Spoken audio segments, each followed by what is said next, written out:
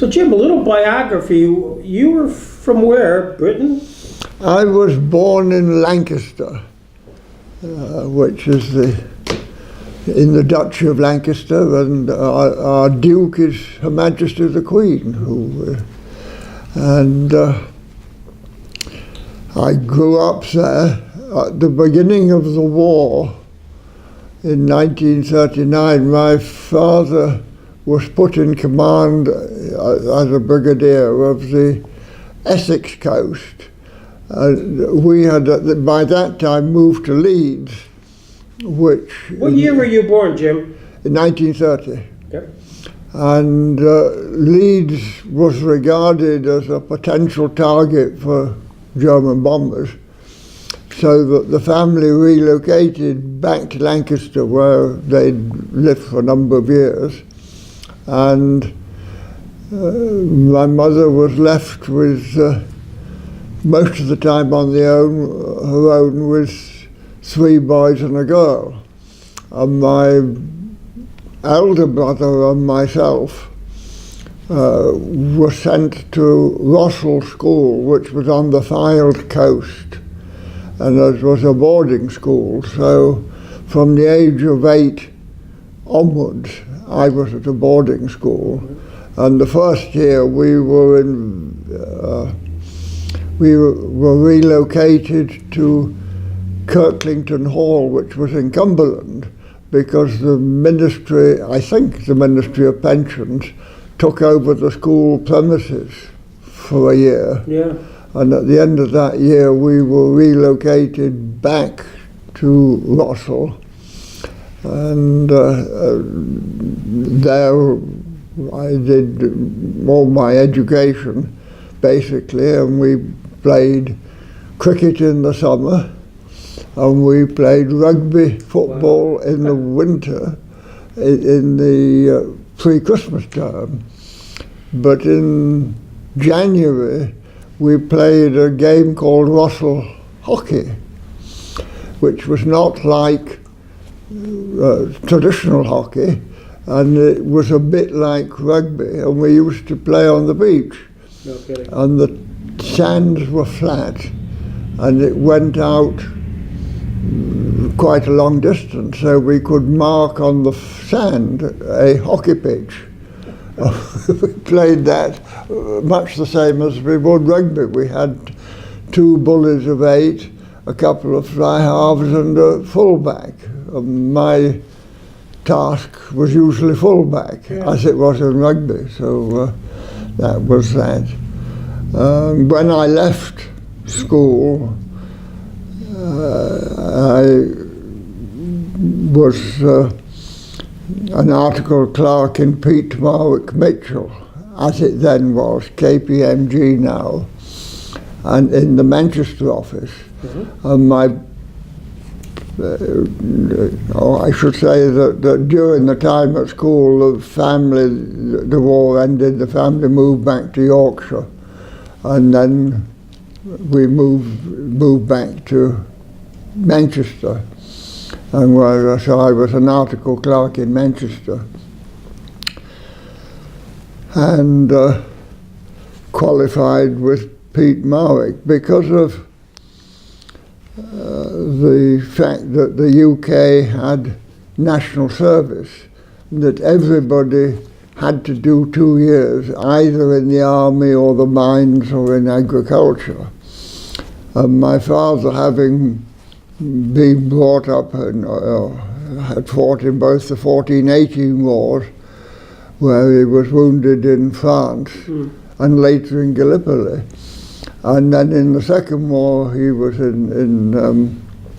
on the south coast, so that I applied to go into the infantry, into his regiment, the East Lancashire Regiment. And once I qualified as an officer, I was sent to the British Army of the Rhine, BAOR, and there I was originally in Dusseldorf and finally moved up to Lüneburg. Now, one of the things that I found being in the infantry is that it was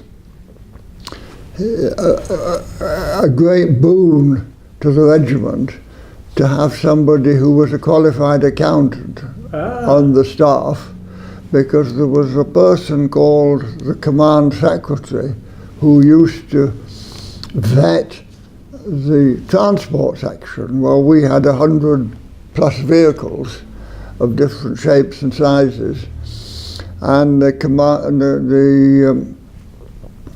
MTO, military transport officer, found he'd got a large number of complaints about our regiment. The list of queries ran 30 to 40 or something, and the CEO decided that the smart thing to do was to make me assistant MTO and get rid of all the problems, because I was more capable of dealing with them than a regular officer. And during that time, I decided I would try and learn German, and in fact made the mistake with another officer of going with a very elderly lady who gave us to translate the books of a German author that was similar in it, the archaic superior language, similar to Shakespeare perhaps, and that was obviously not going to get me moving fast. So in Dusseldorf I went to the Anglo-German Institute, and there I and another officer met two young ladies, one of which subsequently became my wife, and we completed 60 years of marriage this year before she died in July. So that was fine. And then when I came out of the army, I went into, and by previous arrangement, into the London office of Pete Marwick, and was there for about 3 years. During at the beginning of that time, my then fiance came over and we got married, and I was working with Pete, and she was working as a bilingual secretary, she having in the meantime qualified as a professional interpreter. So she worked in London too for a German called Langenbach, who was the owner before the war of a large number of vineyards in the Rhine and the Moselle area. And so we used to meet up in London. And then after, I think, probably just short of 3 years, I joined McDougall's, which was part of Hovis McDougall, which became part of Ranks Hovis McDougall. And after that, the Ranks were basically flour millers and bakers. And McDougall's were millers, and they divided the business up into 5 divisions. There was milling, there was baking, there was agriculture, there was marketing, and there was general products. And I became the secretary accountant of the general products division, which included all the other businesses that weren't any of the above, as it were. This is remarkable, Jim. What a memory. Oh, well, when I'd been there for 2 or 3 years, they decided that they wanted, they'd set up a management services centre with computers and things, and they needed a general manager in charge of that, and there were some 400 employees there, and they made me general manager even though I knew nothing about computers and was responsible. There were two sides to it, the conventional accounting office and the computer side, and the consultants who've been looking at it advised that we could get rid of about 200 of the ordinary staff, the non-computer staff. So my job was to take advantage of natural wastage and thin out as things went along, and then that worked. And at that point, after I suppose 3 or 4 years, they decided that they wanted somebody to go into their overseas division, and the company, Rank Service McDougall, in the meantime had bought Cerebus Salt, and the Cerebus had the overseas division, and they had companies in 20 overseas companies on 4 or 5 continents. And so I became the finance director of that, and it was my job, amongst other things, to be involved in the acquisition of companies overseas.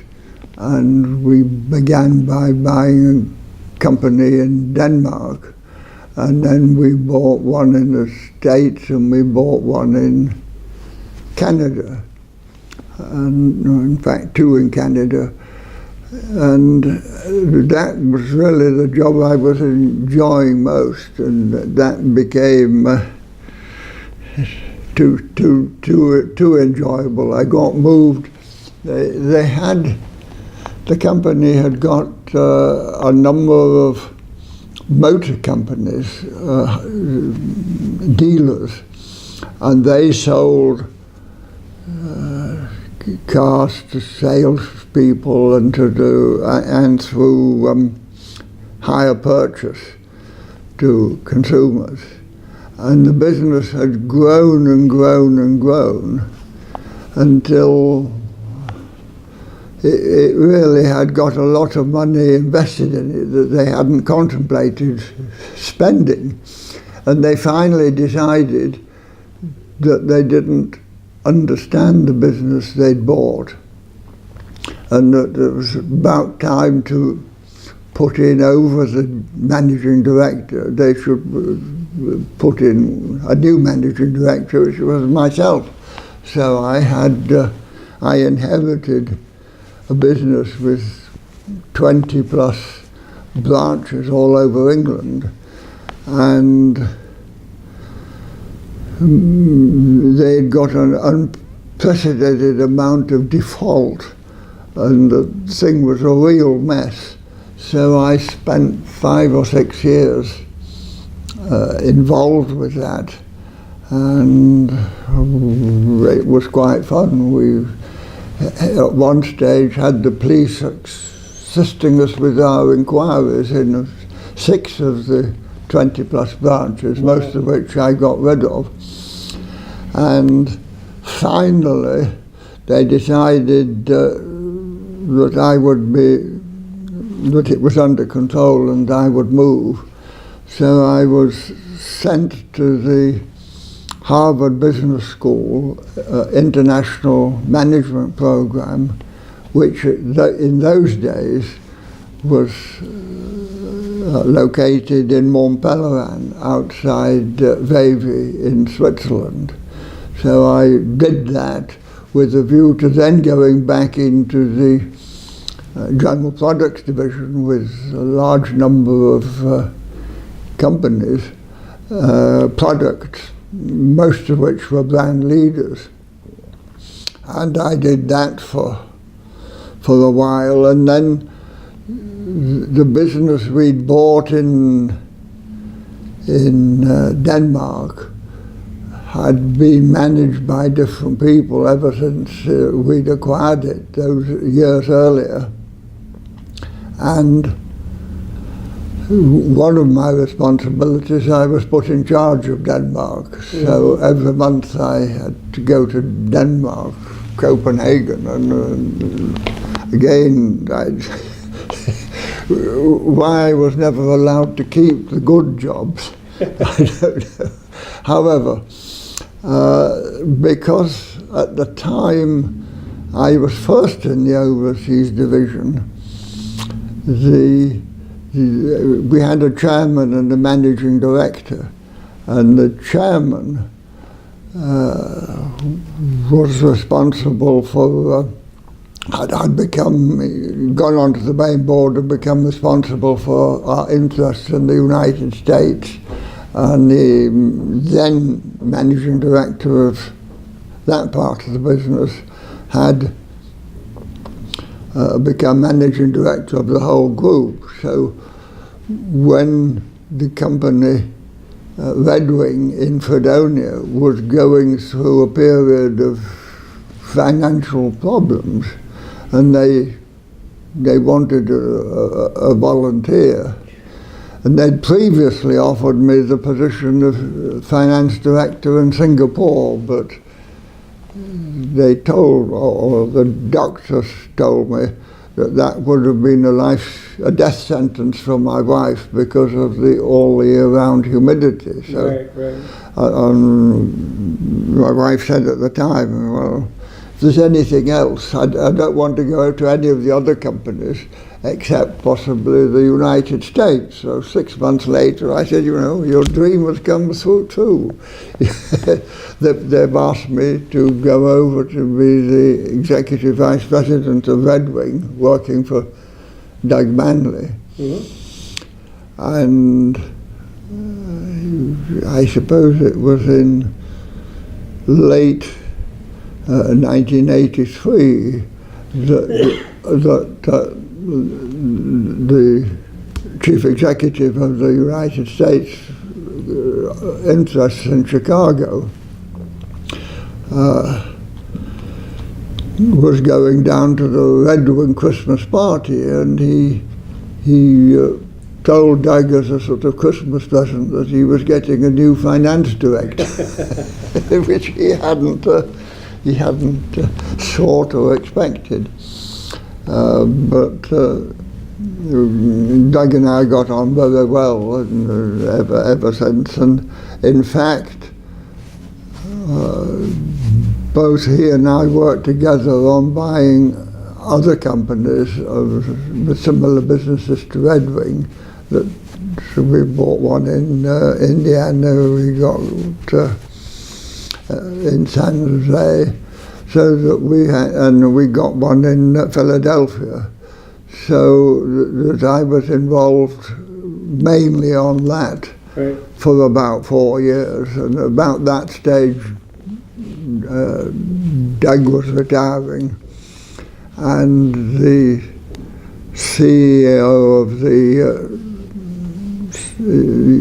the United States operation in Chicago felt that he would like to replace his Vice President Finance with me. So I had the option of relocating to Chicago, or because I was on a contract with 4 years to go, I was given the option of commuting to Chicago every week for 4 years, which I did. After consultation with my wife, who said that when I was going to retire,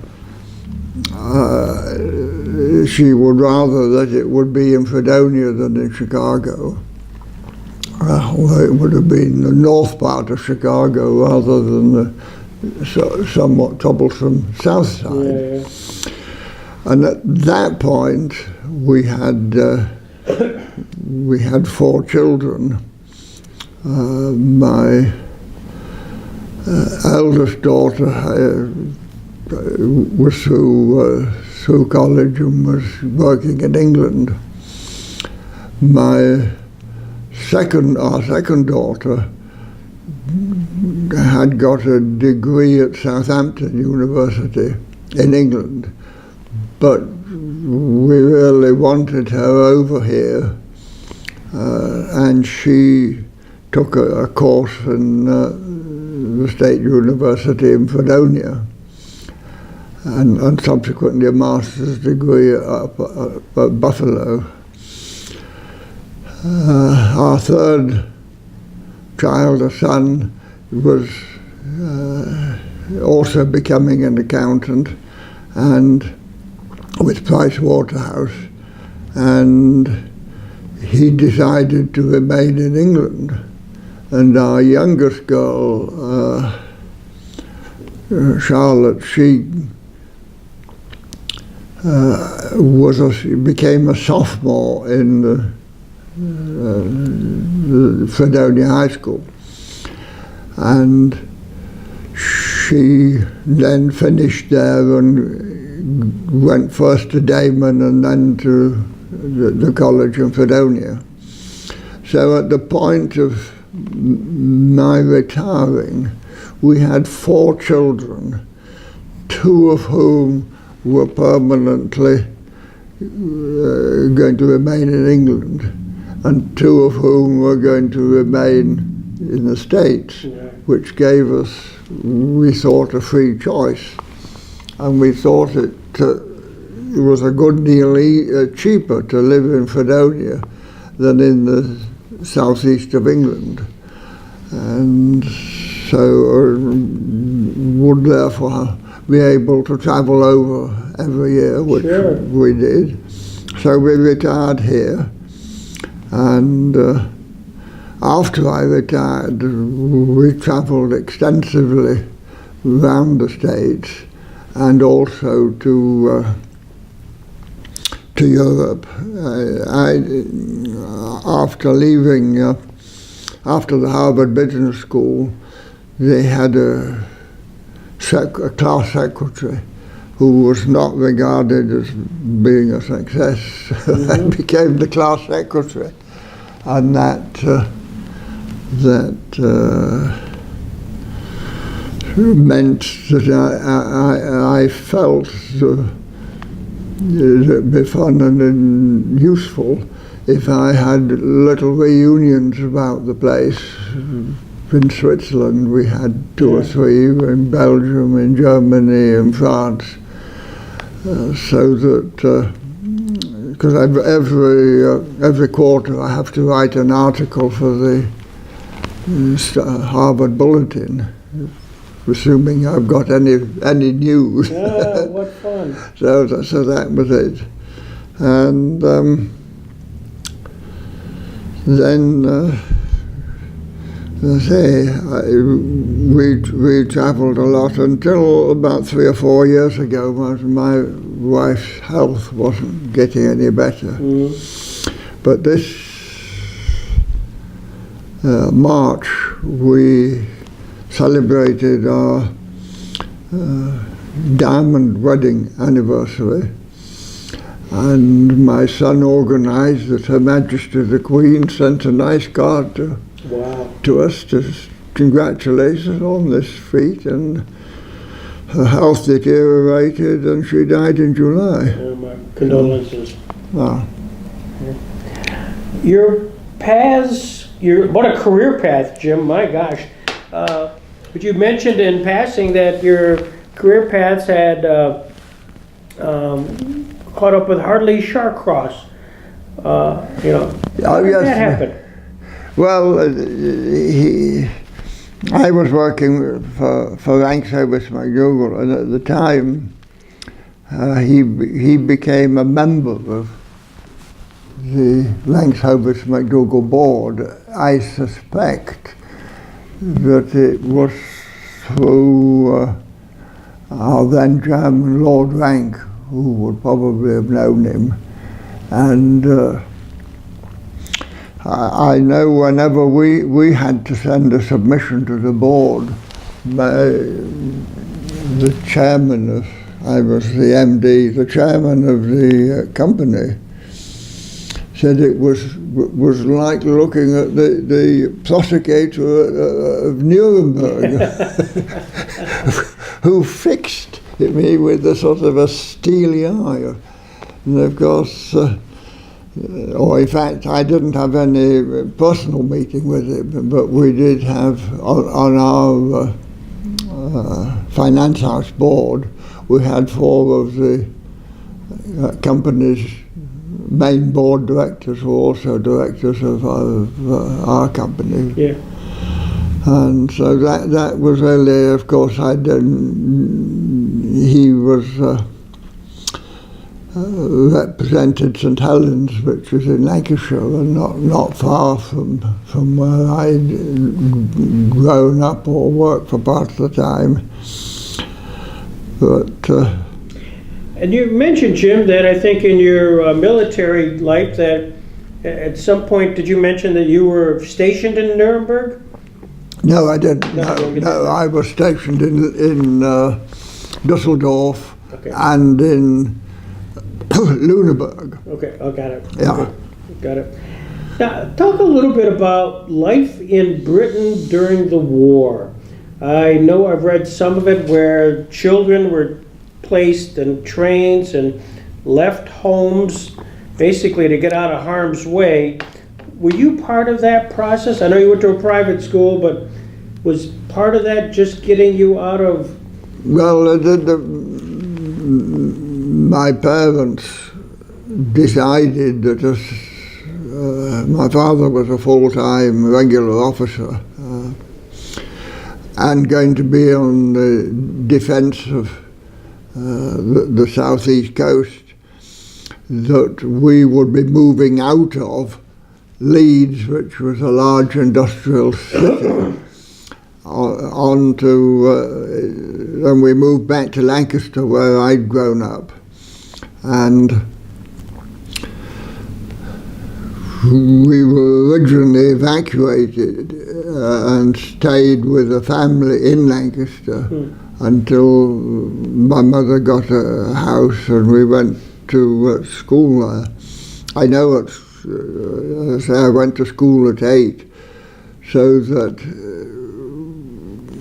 most of the war, this was in 1939, I was at boarding school, and I'm not sure how much worse I was off because of the war. The circumstances of boarding schools were fairly Spartan at the time, and on the northwest coast, I know one winter the sea wall broke, and all the boys were left moving stones, big heavy stones in a chain to fill in the breach in the sea wall. So and before that, before we relocated, we were in Yorkshire in the late 30s, and my father was the area agent for the Conservative Party for the county of Yorkshire, and so we made extensive visits to the many ruined castles, cathedrals and other places. When he went to a meeting, the rest of the family came, and we went, or to the seaside, of course. Well, being a conservative then, who was the head of the party at that time? Well, in 36, it would have been Stanley Baldwin, and my father had been involved as a volunteer during the general strike of 1926, and he'd been involved with various of the political figures at the time, and I, after the war, got to meet or hear, listen to people like Winston Churchill, Margaret Thatcher, and so on. And when I possibly missed out when I was in, I moved, originally when we were married we were in London, in Chelsea, and we moved out to Essex, and from Essex we moved to Maidenhead. In fact, Theresa May is the present Oh, is that right? MP of Maidenhead. I didn't. I should have known that, but I guess that's interesting. And at that stage, I'd begin with was the time with the motor company, which was in Reading. And then when I moved back to, in going to the motor company, I assumed that I wouldn't be there forever. So I went to Maidenhead, which was halfway between Reading and London in travel. And I was then with the foods company.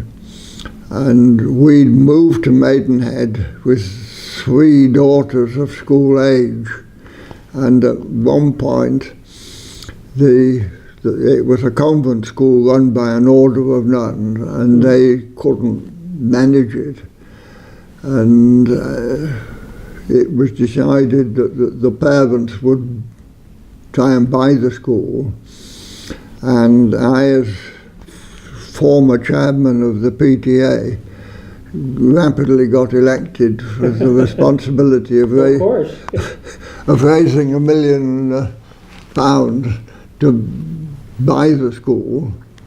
And we had to then, of course, to set up a constitution and all sorts of things. Because it was a Catholic school, we had to get the approval of the bishops to remain one. And I ended up running the school for until I came to the States. But in the meantime, I had been elected as a member of the Windsor and Maidenhead District Council. And Windsor and Maidenhead is in many ways similar to Chautauqua Council. We had a population of 135,000, which is not dissimilar from this. Right. In Chautauqua, there's 2 main centres of population, Jamestown and Dunkirk, Fredonia. In England, it was Maidenhead and Windsor, of course, with Her Majesty the Queen as one of our residents. And I think in here there were about 40 outlying villages, and we had 30 plus outlying villages. Very similar, very similar. And the government had decided that they would look at the reorganisation of local government.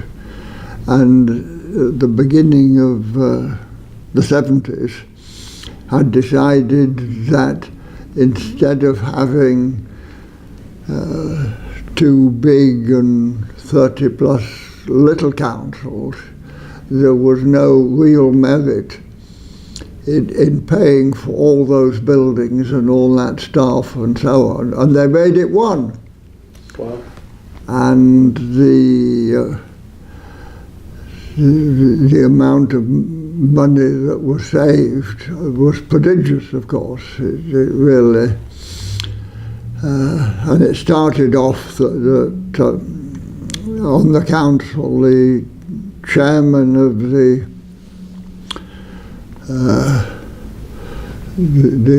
committee responsible for the properties owned by the council was the lead figure in implementing that, and I ended up as the third in succession after the reorganization as chairman of the Estates Committee. Wow.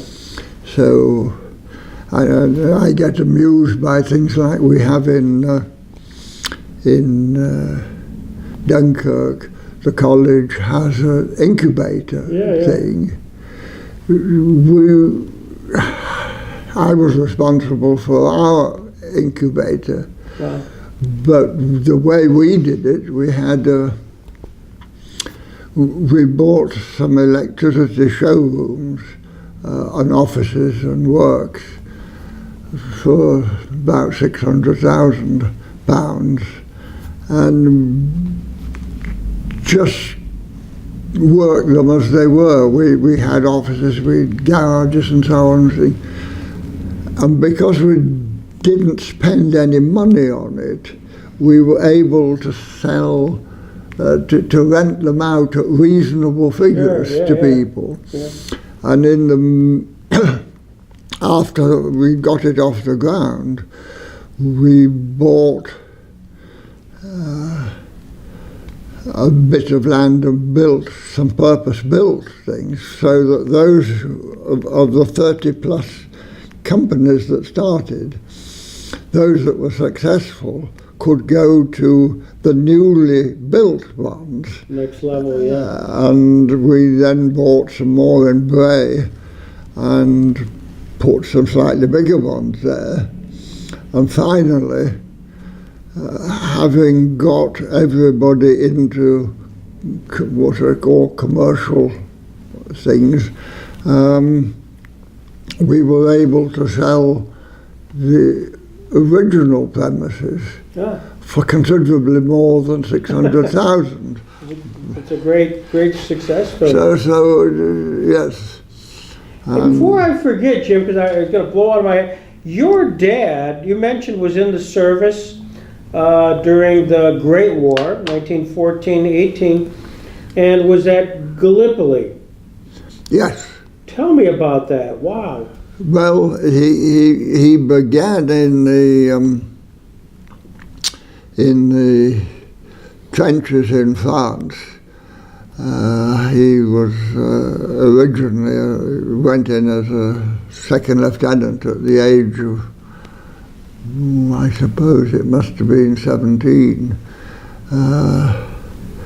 and he got wounded there, and then later on his regiment went into to Gallipoli, the invasion there. He was in the East Lancashire Regiment, and was, over half the people were killed there. And in fact, when I went into the War Officer Selection Board and then Officer Cadet Training, I'd applied to get in out of the artillery because I had a health issue, and the only regiment I could go in at that time within the Lancashire Brigade was the Lancashire Fusiliers. And their claim to distinction is that they had 6 Victoria Crosses awarded before breakfast on the Gallipoli landings. And my father was injured in that invasion, and when he left the army, and by then he'd moved out of his responsibilities for the whole of Yorkshire to being responsible for the northwestern region, which was the largest region in the Conservative Party. I think there were a total of 80 members of Parliament. He was in that area. What did he think of Churchill? Oh, he liked Churchill, Did yes. Do you remember, again, you're just, when the war commences, 1939, you're 9 years old? Eight. Eight? Eight in, 9 in November, I suppose, yes. And what did your parents say about it? Did you recall them sitting you down and saying, Jim? No, they didn't really. Well, of course, my father was away most of the time during the war. So your mom said, your dad's gone, he's defending the country, or anything like that? No, nothing like that. I mean, it's, well, we were off at school. And so, obviously, the Blitz, things that were happening in London, the V1, the V2, was that part of your consciousness? Not really. We were at school. They put onto the ground floor bunks so that all the boys could be evacuated from the dormitories down to the ground floor and be in bunks. And we were about a mile from Imperial Chemicals had a big plant about a mile away, and there was one occasion when the German planes came over and they were going on to the peninsula of Furness and to where there were various aircraft factories, and we were all evacuated to the ground floor that one time. Mm-hmm. And on that one occasion they finally found me. I was still up in still in bed. You didn't have a chance to evacuate. I didn't even have that to say for my war effort. That's cute. That's cute. Again, you're just young. Did the radio, we've heard here in the United States, in History Channel and stuff, Winston Churchill talking to the people via the radio. Was I don't recall any of that. No. So they really kept you out of the harm's way. I was kept out of the way, yes, and it went on, and of course. Did you ever have a chance to see a Churchill or any of those political? Oh, Anthony Eden or that? I mean, of the, I suppose the first political speech I ever heard was Konrad Adenauer in Lüneburg, when there was a big public meeting in the town hall. Unfortunately, my German was not good enough to know what he was having to say, but when I was involved after the war, I was originally in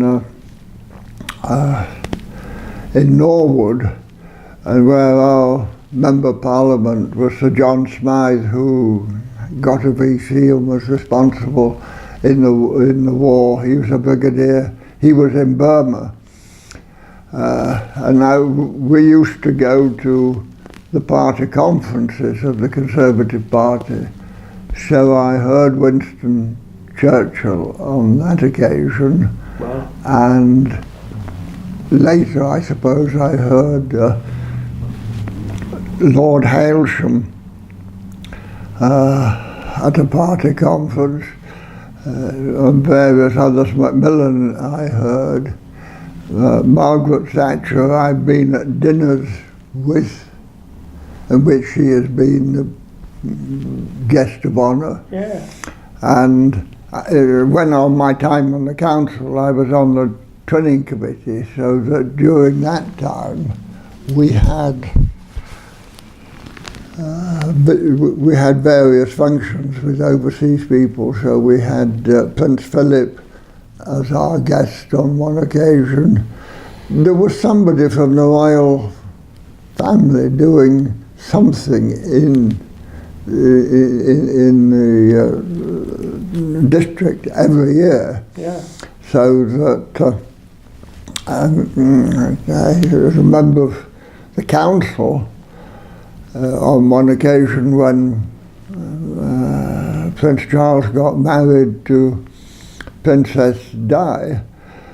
I was one of the parties that, with our cloaks and our three-cornered hats and things, Really? marched from the Guildhall at Windsor through the streets of Windsor into the castle grounds. And Windsor Castle, 900 or 1,000 years old at the time, but we marched up the thing into the private apartments where we read our loyal address to Her Majesty, who graciously replied, thanking us for that. But also the things like the Order of the Garter procession, which always takes place. Well, my wife and I were there next to Princess Di at the time, and of course we saw all the members of the family. And on one occasion when the Queen was opening a precinct in Windsor, I got to speak to her briefly. And, they were there every year somewhere, so that we did enjoy that. But on our council, we had 57 council members, and 50 of those were Conservatives. So we really operated as an independent council. Yeah. And the division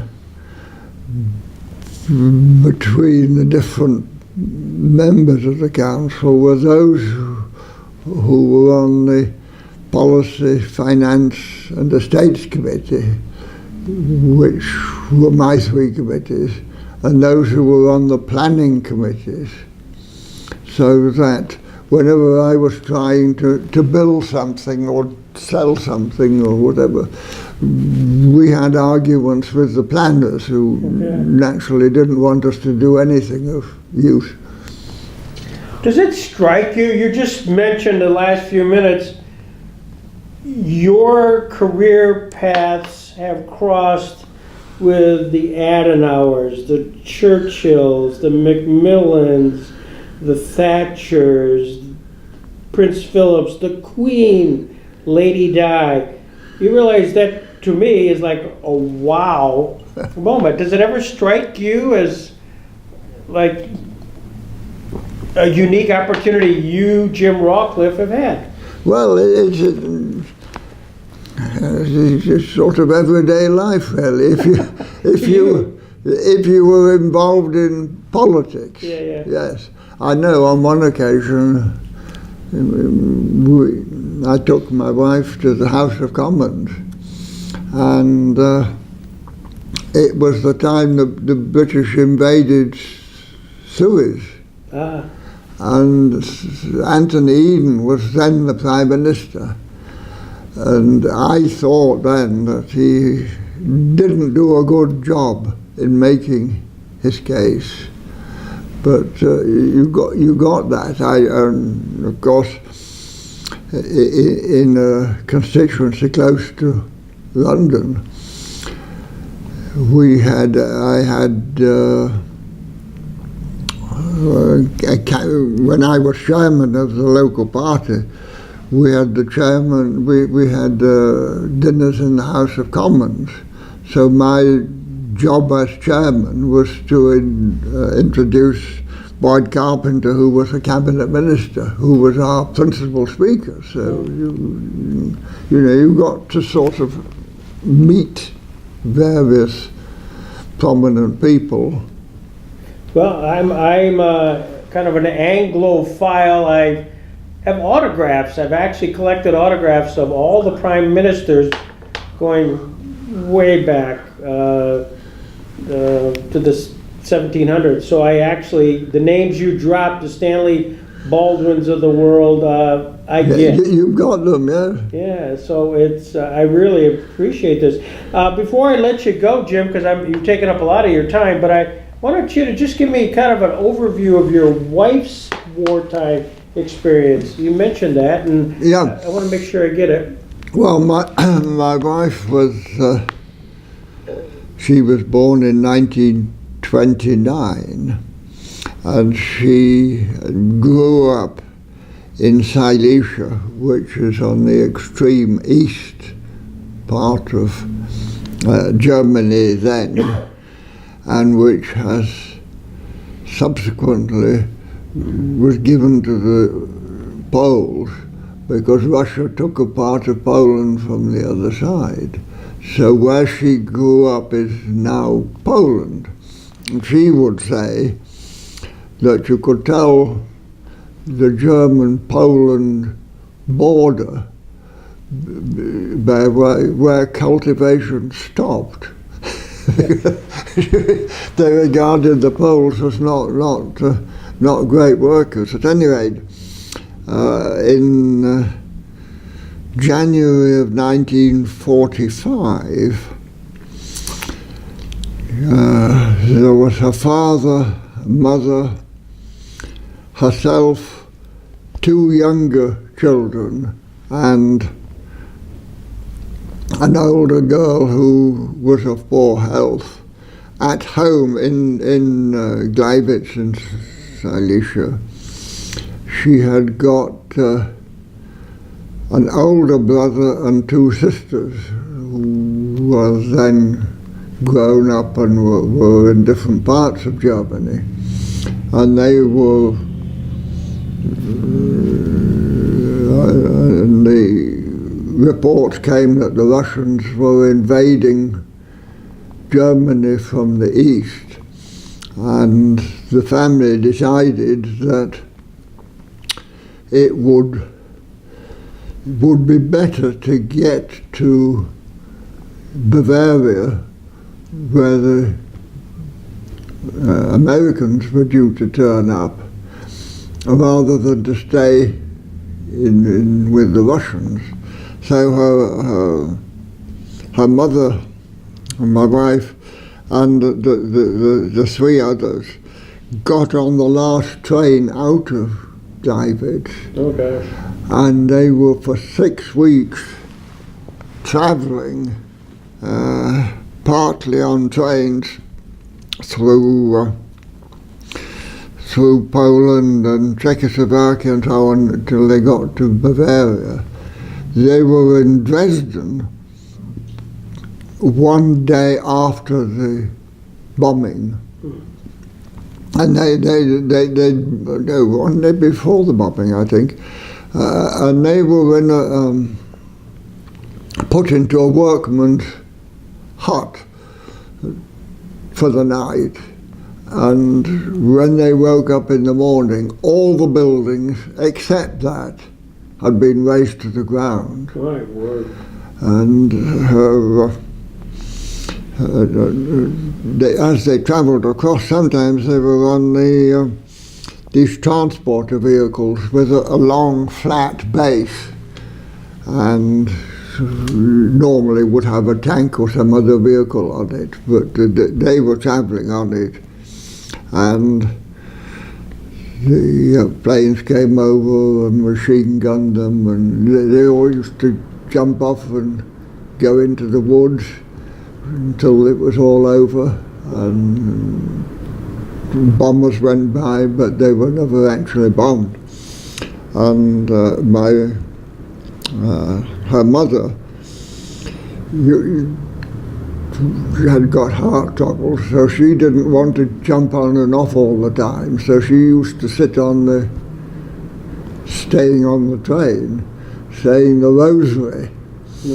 And So the officer in charge said, this is a sort of a military train.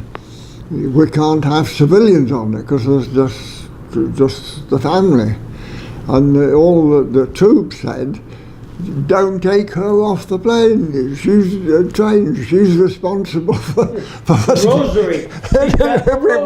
we, you know. And maybe that was applicable in Dresden when the last thing. But when they finally got to Bavaria, they had to, the last miles had to walk. And my wife and a couple of children would walk half a mile, and then dump their stuff with somebody, then go back, and so they leapfrogged all the way until they got to Ammersee, Yeah.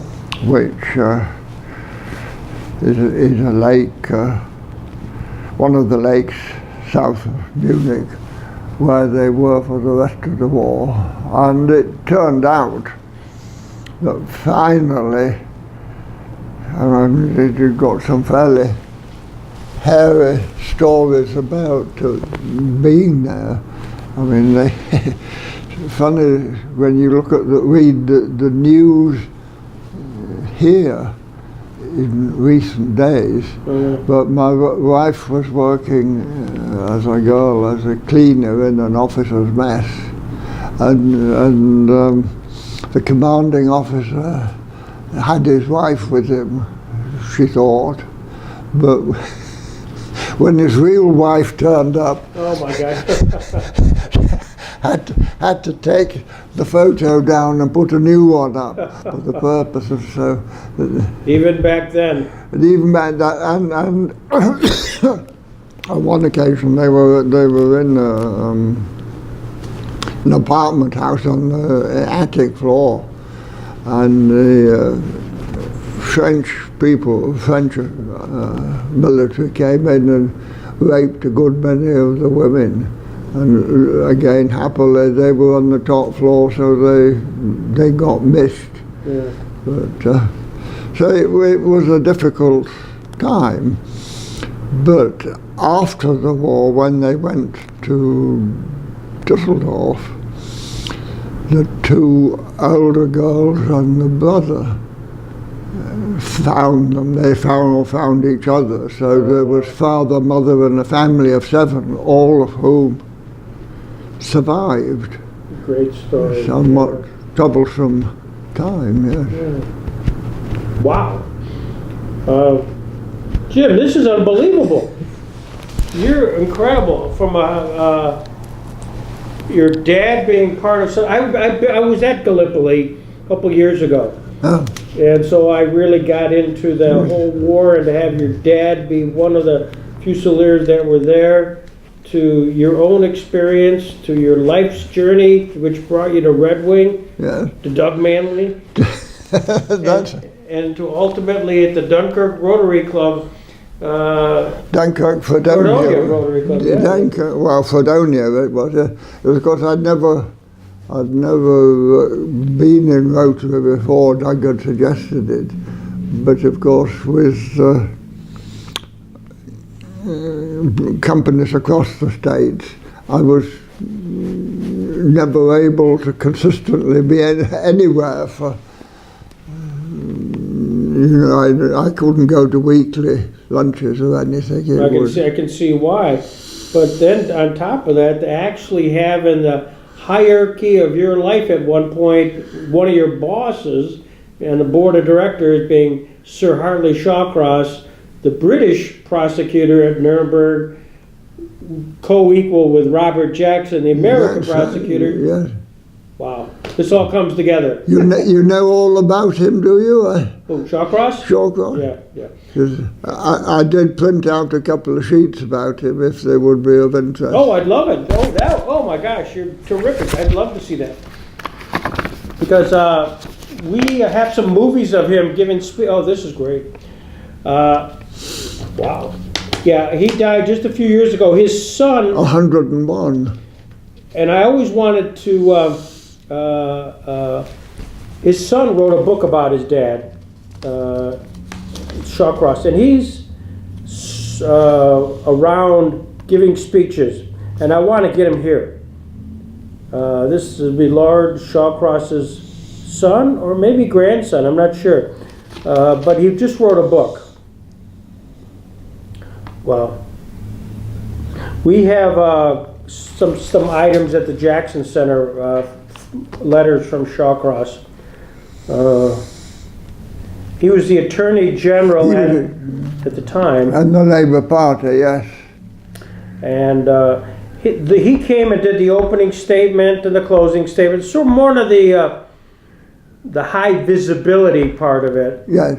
And then he had Sir David Maxwell Fyfe really do most of the work at Nuremberg. So he was the deputy prosecutor, but with Jackson. Well, Maxwell Fyfe, he was Member of Parliament for Liverpool. I used to work in Liverpool on and off, so... There you go.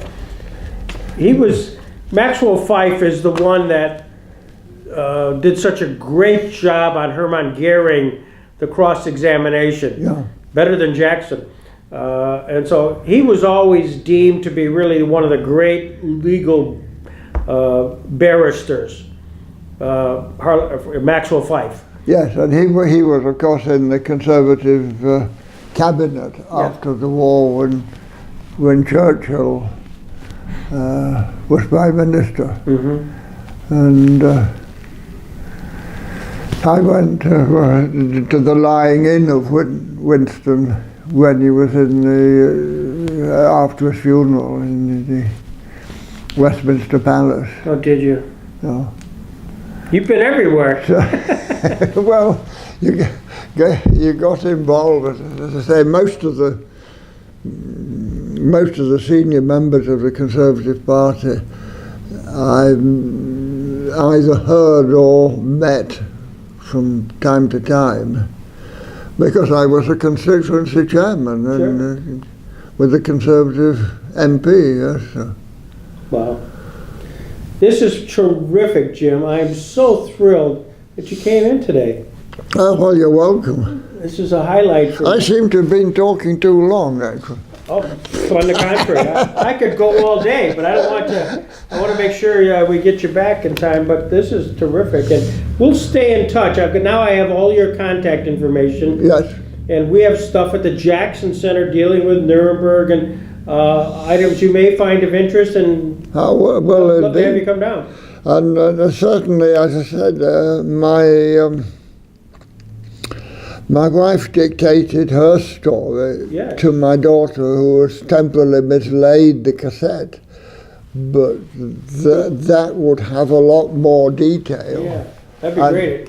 And also, there's somewhere my mother-in-law's cassette that she did that would have covered being in Germany,